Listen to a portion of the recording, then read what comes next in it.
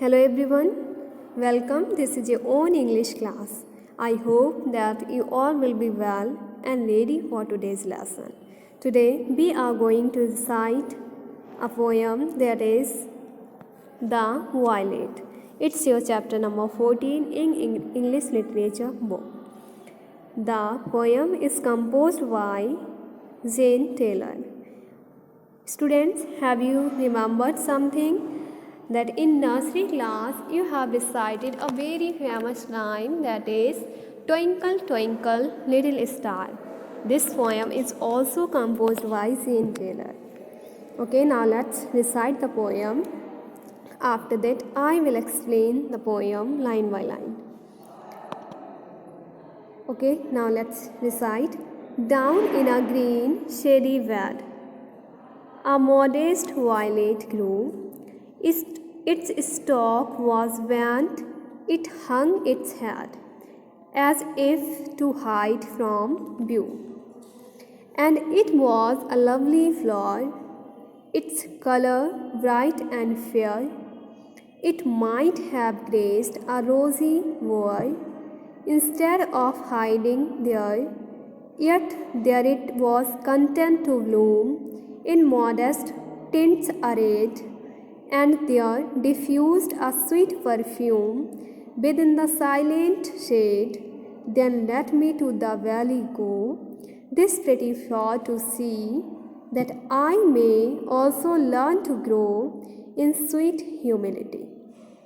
Students, in the poem, the poet is talking about a violet color flower.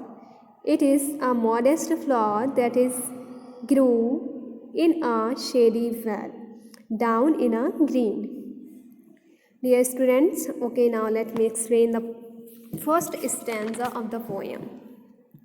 In the first stanza, the poet is saying that a modest flower. Modest means the thing or the person that is not trying to attract attention or impress others and shy in nature.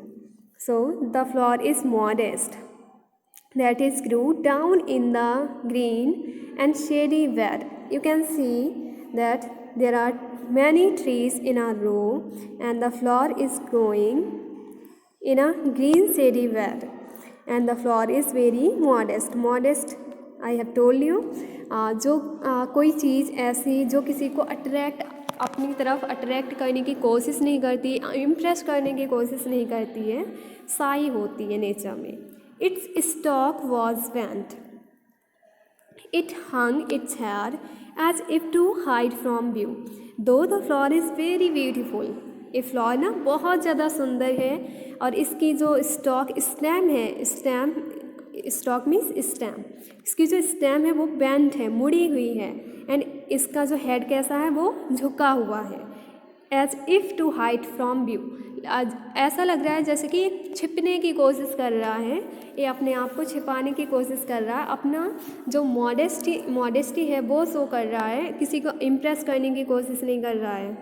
And it was a lovely flower, its colour bright and fair. इसका colour कैसा है? Bright and fair है, और ये बहुत ही ज़्यादा lovely pretty flower है.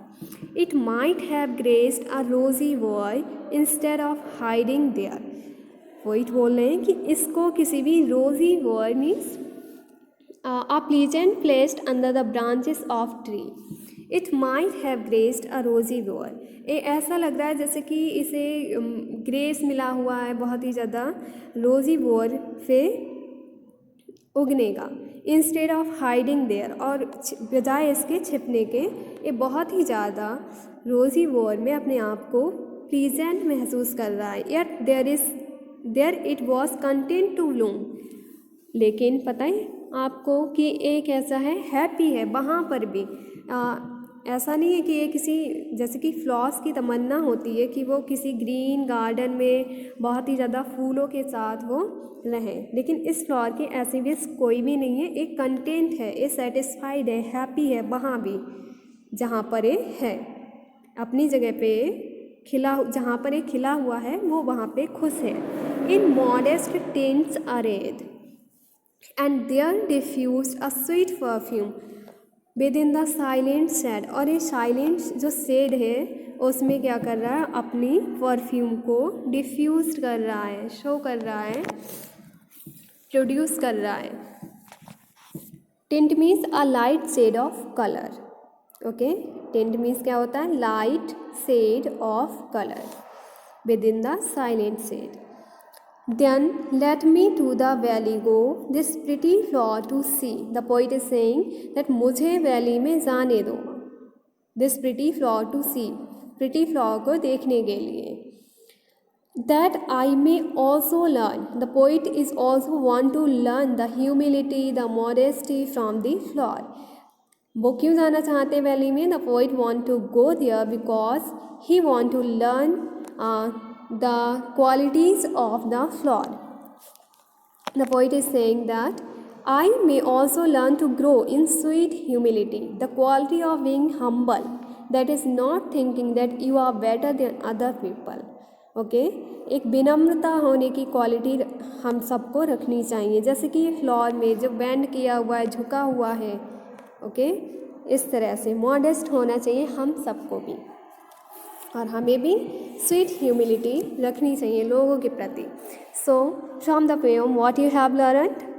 Yes, in the poem we have learned that we should be quiet, modest and gentle. Dear students, the violet was a very lovely flower, and why it was lovely? Because it is happy to grow in a shady bed and spread its perfume instead of growing in a rosy garden.